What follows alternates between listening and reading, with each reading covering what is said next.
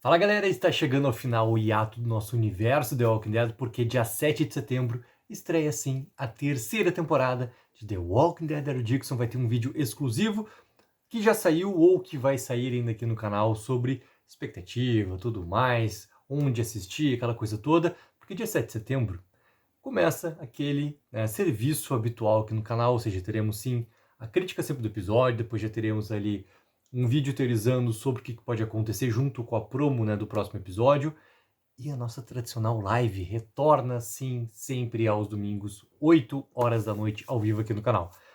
Enquanto que estamos no hiato, galera, vou trazer mais uma lista aqui, que eu chamo uma lista bem interessante, tá? Que é uma lista do Comic Book, que eles fizeram aqui, ó, 10 reviravoltas que mudaram The Walking Dead para sempre. Então vamos lá, galera. Primeiro da lista, Sofia no celeiro. E essa parte da segunda temporada aqui é um marco até muito importante para mim quanto fã de The Walking Dead, porque eu me acabei chorando quando a Sofia saiu do celeiro. E esse ponto aqui, ele é muito importante porque se a gente pega, um comparativo assim com o que estava acontecendo na série que a gente estava acompanhando, mas o que acontecia nos bastidores, e eu tô prometendo esse vídeo sobre os bastidores da segunda temporada e tudo mais, é bizarro ver como que eles conseguiram alcançar tantos pontos importantes nessa segunda temporada que estava tendo uma produção extremamente conturbada. Mas o que importa é o que está na tela, então, cara, esse momento da Sofia aqui é um momento muito, muito, muito marcante, que é um momento realmente de grande reviravolta, porque marca também, toda a busca que estava acontecendo pelos personagens desde o primeiro episódio ali, da abertura da temporada. Encontrar, dentro daquela briga que estava acontecendo no momento, a Sofia saindo do celeiro, porque, vamos lembrar aquela situação, o Shane abrindo o celeiro, acabando com zumbis, e do nada aparece aquele pé, e daquele pé a câmera vai subindo, e quando a gente vê a Sofia com a Carol, literalmente não aguentando aquilo que ela estava enxergando com os próprios olhos ali, e o que o Rick acaba tendo que fazer naquele momento final lá. Esse aqui, cara, é um grande momento, sim, transformador, é uma grande reviravolta, como eles mesmos colocam aqui no título, tá? O segundo que eles colocam, cara, é a morte do Shane. Tudo aquilo que eu falei sobre o que acontecia em tela, o que acontecia nos bastidores, tá nessa segunda aqui que eles colocam também na morte do Shane, que é assim, ó, cara. O John Bertal e o Andrew Lincoln, naquela cena, eles entregam uma interpretação assim, ó, espetacular. E essa morte do Shane, ela é uma morte, cara, extremamente tensa, é uma morte extremamente transformadora, como está colocado aqui no título também, e é uma morte carregada de emoção, com uma baita interpretação desses dois aqui. E o que acontece logo depois da chegada do Cal, tudo isso, cara, com a queda que estava acontecendo ali da fazenda do Herschel naquele momento lá, é assim, ó, espetacular.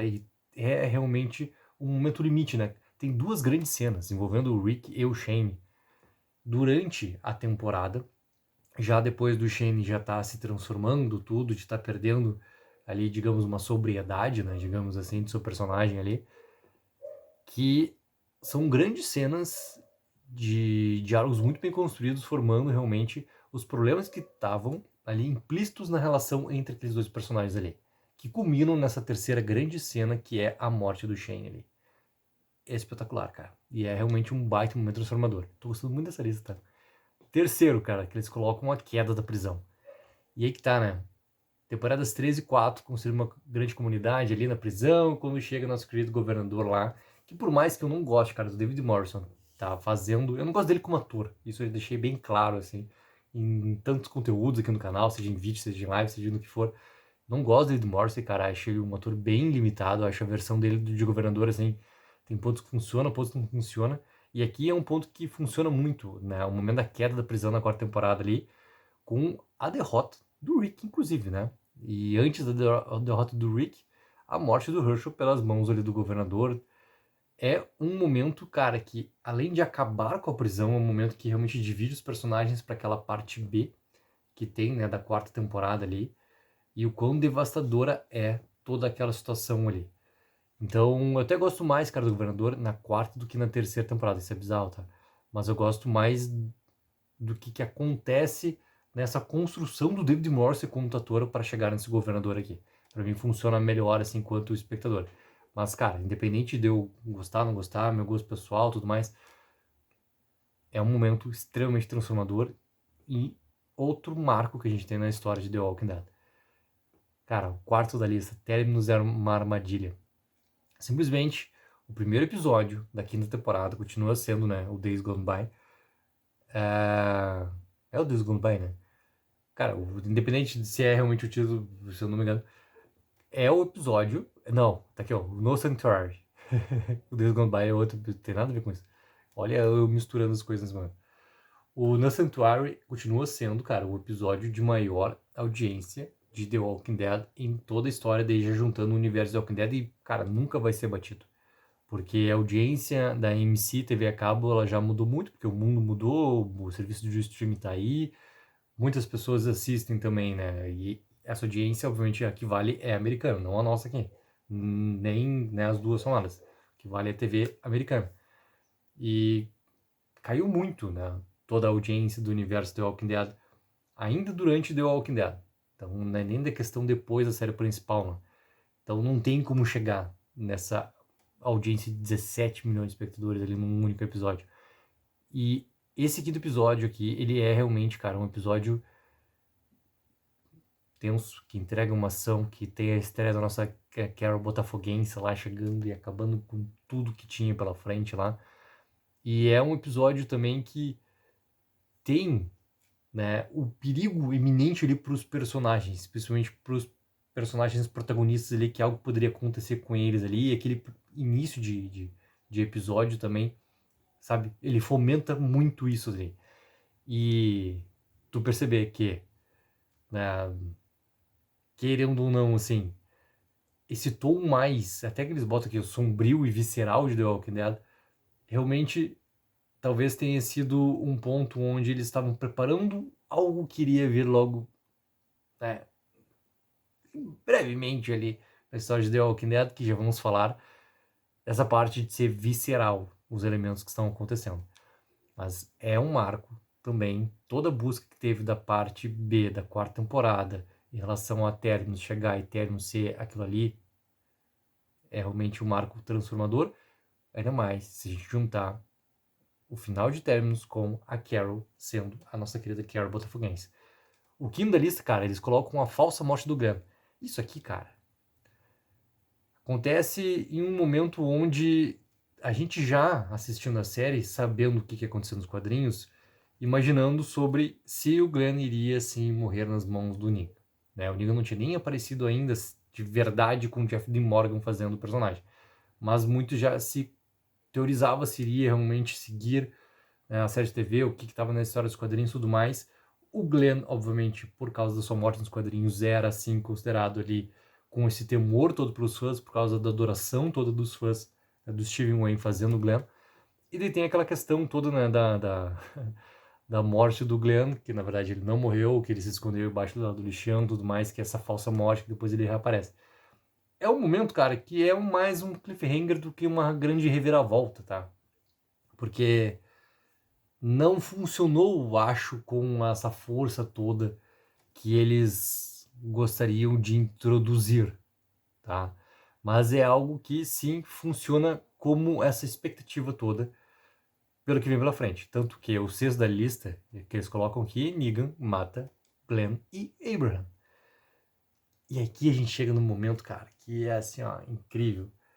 A gente acompanhando, pô, pra quem acompanhava ao vivo os episódios de The Walking Dead, né, o ao vivo é o basicamente que eu tô falando simultâneo com os Estados Unidos, né? No segundo seguinte que o episódio acabava sua exibição nos Estados Unidos, ele começava aqui no Brasil, e ele começava no Brasil nessa época aqui pela Fox.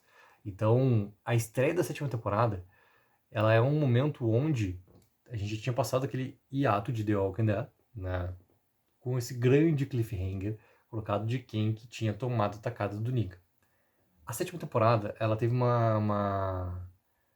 digamos assim, uma espera tão grandiosa, tão ansiosa e também uma cobertura tão grande naquele momento das pessoas assistindo todas ao vivo, simultâneo. Eu lembro que tinha amigos aqui, uns que nem são mais meus amigos também, mas né, pessoas que naquela época eram meus amigos, que estavam juntas comigo assistindo, cara, a estreia da 7ª temporada pra ter realmente essa resposta do que tinha acontecido. E, pô, tinha comerciais feitos para, né, colocados durante esse momento de estreia da 7ª temporada aqui, com o tema todo de The Walking Dead colocado, se não me engano tinha Coca-Cola, tinha outras coisas assim, por causa que estava sendo tão aguardado esse momento, que inclusive o mercado publicitário chegou forte dentro da Fox por causa dessa estreia toda que teve. E é um momento transformador, cara. Muito grandioso, porque depois do Abraham, não se esperava que tivesse uma segunda morte, porque na verdade não se esperava que tivesse uma segunda morte, que tivesse só uma grande morte. Então, quando tem a morte do Abraham, não se espera que vai ter algo acontecendo, uma segunda morte. E teve a morte do Glenn, teve ali exatamente, né, o quadro igual da imagem dos quadrinhos, que é devastador também. Esse 7º episódio, cara, ele é perfeito do segundo que ele começa ao segundo que ele termina. É um dos melhores episódios da história de The Walking Dead. O quanto que o Negan derrota o Rick de todas as maneiras possíveis e o quanto que Andrew Lincoln, o Jeff D. Morgan, Lauren Cole, todo mundo ali, cara, né, entrega tudo que tem que entregar numa gravação que deve ter sido exaustiva, emocional, ao extremo, e tá tudo ali na tela. É um baita momento. O 7º da lista que eles colocam aqui é um que eu não concordo, não como uma grande reviravolta, porque eu acho que ela perde muita força, tá? Por causa do que estava acontecendo com The Walking Dead nesse momento e com o que acontece logo depois com The Walking Dead. E eu não concordo com o fato acontecido, que é, cara, 7º eles colocam a mordida que o Cal toma, consequente a morte do Cal. Tem um vídeo aqui já colocado sobre o maior absurdo de The Walking Dead, que tá ali sobre o que a Mari do Fatos Dead tinha trazido também como, né, um momento de recapitular fatos do próprio Chandler Riggs, do que estava acontecendo com a MC naquele momento, as promessas para o ator, o que o pai do ator tinha falado, inclusive. Eu trouxe aqui uma matéria lá de 2017 do The Hollywood Reporter também nesse vídeo, né, que está intitulado O Maior Absurdo de The Walking Dead, que para mim, assim, ó, lá eu falo bastante sobre por que eu não concordo com os problemas e tudo mais. Então, para me ater ao assunto desse vídeo aqui, consequente dessa matéria. Reviravolta, cara, a morte do Cal, ela não é uma grande reviravolta porque ela não se sustenta pelo que vem depois. Ela não sustenta. Porque tava tão problemático a narrativa de The Walking Dead nessa 8ª temporada que isso aqui se perde por completo. É um fato de uma tentativa de fazer algo que não funciona. Não funciona. Então, vou passar. 8º, galera. Eles botam Rick explode a ponte.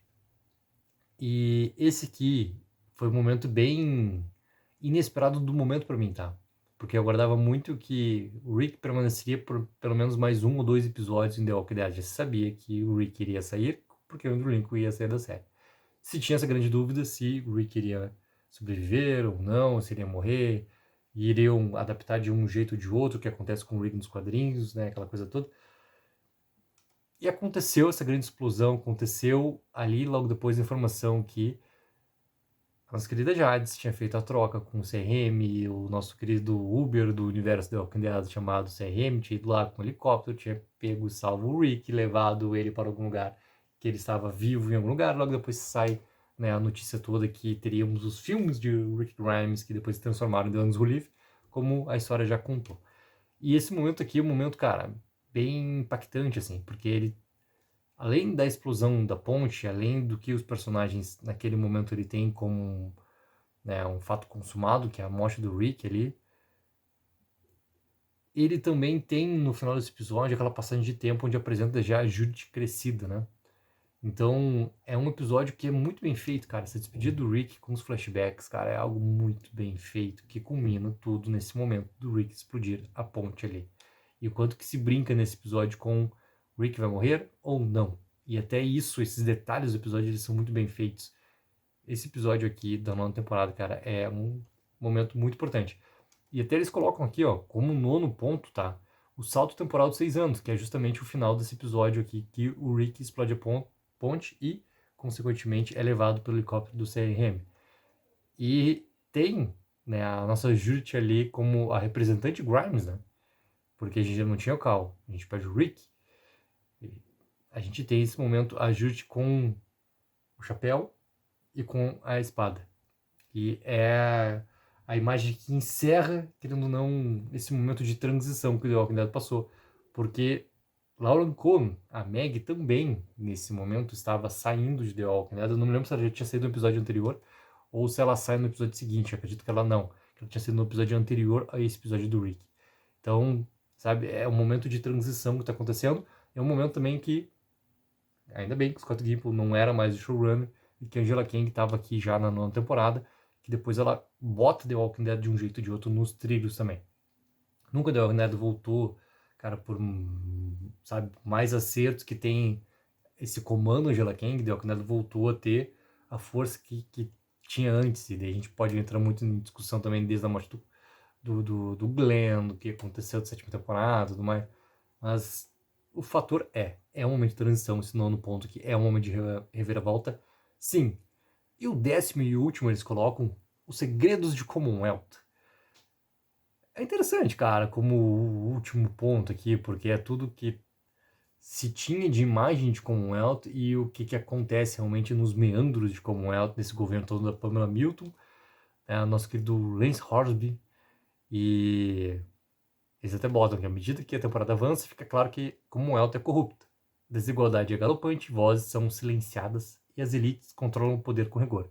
O sistema começa a se desintegrar à medida que o grupo se opõe à sua estrutura autoritária. Commonwealth, cara, eu gosto muito da parte B da última temporada ali.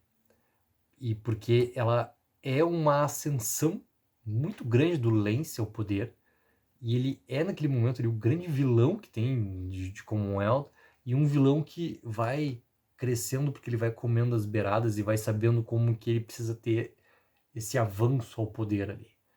E termina justamente com aquele momento do soldados de Commonwealth tá acabando com as comunidades, né? Inclusive o Oceanside aparece naquele momento lá. Então, toda essa questão dos segredos de Commonwealth, para mim, eles estão melhor traduzidos nessa parte B da última temporada de The Walking Dead, cara. E eles até botam sim sobre a preparação para os spin-offs, tá? É uma conclusão amarga, mas adequada para os temas centrais de The Walking Dead e prepara o terreno para os futuros spin-offs. Galera, querendo ou não, né? O que acontece ali também com a mudança da história do Sebastian, porque tu não tinha o Rick, o que tu tinha como fazer, tudo mais. Eu acho que como um Elton, cara, ele tá um arco ali final bem feito. Ele é um arco bem feito, é um arco que podia ter entregue mais, dá para lembrar muito que eles gravaram ainda num momento muito rigoroso, porque a pandemia ela tinha, né, ali tido já um momento de respiro, ou seja, as gravações já estavam acontecendo, mas tu tinha um limite, um controle muito grande ali de pessoas indo no set, então tinha aquilo que Commonwealth nunca se mostrou realmente com a escala que Commonwealth deveria ter, ou pelo menos a escala que Commonwealth tinha nos quadrinhos e entrava nessa questão de imaginário para o público, né, referente à série de TV. Então, aí que tá, para mim é um arco que ele é um arco bom, ele é um arco que funciona. Ele é um arco, sim, que poderia ter sido um arco espetacular, mas com tudo que estava acontecendo e também as mudanças de planos que aconteceram, né? De, pô, The Walking Dead simplesmente vai ter temporadas pra frente, não vai ter mais, não, The Walking Dead vai acabar agora, não sei o quê. Tudo aquilo que aconteceu, que a história já contou, como nós sabemos muito bem. Então, galera, 10 maiores reviravoltas do universo The Walking Dead, na verdade, 10 reviravoltas ou 10 maiores reviravoltas de The Walking Dead série principal. Coloque aí nos comentários o que vocês acharam da lista. Qual outra reviravolta que deveria estar aqui, que não está? Coloque nos comentários, lembrando que The Walking Dead Dixon está chegando. Quinta-feira, galera, cai o embargo americano. Ou seja, quinta-feira, sim, estarei aqui para fazer aquele vídeo grandioso com as críticas todas, lendo junto aqui, reagindo junto aqui e querendo também saber a opinião de vocês sobre o que está sendo falado já sobre o que acontece na terceira temporada de Daryl Dixon. E 7 de setembro, se prepare, porque o bicho vai pegar aqui no canal. Take 04, viva o sonho aqui.